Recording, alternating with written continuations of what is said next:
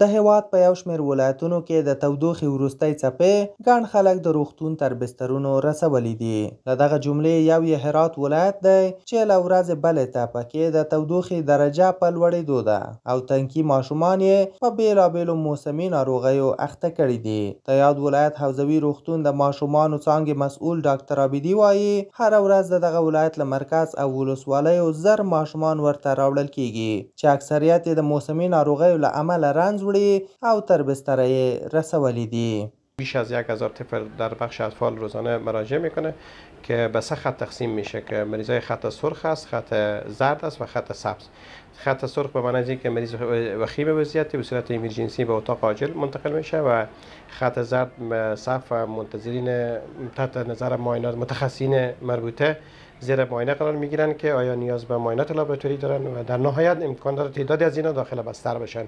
د هرات حوزوي روغتون ته د همجوارو ولایتونو ناروغان هم د درملنې په موخه راوړل کیږي. په دغه ناروغانو کې یوه هم 9 کلنه زلیخا ده چې د فراه ولایت څخه راوړل شوې. د زلیخا پلار وایي د لور یې پښه ماته شوې وه. هغه زیاتوي په ځای د کېناستو او سخت ګرمۍ له امله ورته سینه بغل پیدا او د روغتون تر بستره یې ورسوله.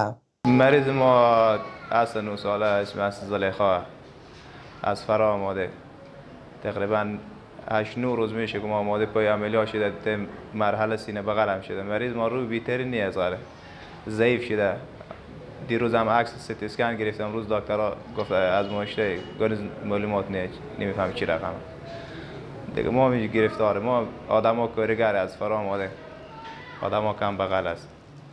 که څه هم روغتیاپالان د هرات په حوزوي روغتون کې د ناروغانو درملنه کوي خو ناروغ لرونکي بیا شکایت کوي او وایي هغه ډول چې اړتیا د ناروغانو ته پاملرنه نه کیږي. دوی وایي له ورځې بلې ته د ناروغانو وضعیت په خرابېدو دی. د دوی غوښتنه دا ده چې ټولې هغه اسانتیاوې د په حوزوي روغتون کې برابر شي چې ناروغان ورته اړتیا لري.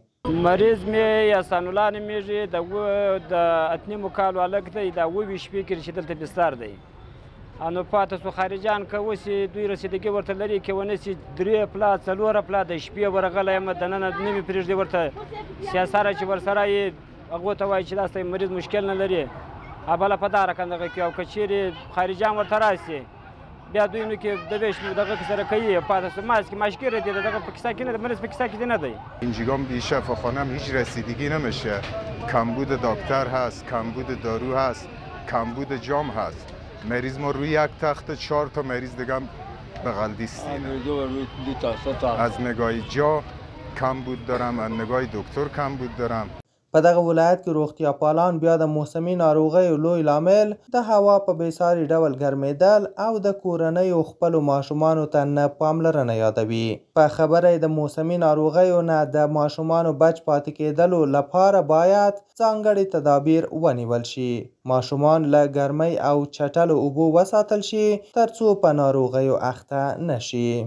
در این فصل گرما بیشترین شیوع واقعات اسهال و استفراغ یا همون گاستروانتریت است که بیشترین واقعات در شفاخانه های دولتی، کلینیک های خصوصی و معاینه خانه تشکیل میده که بیشترین عامل از این ویروس هاست به اسم روتا ویروس میگن. خب بعضا باکتری ها هم میتونه عامل به وجود آوردن مریضی اسهال و استفراغ باشه.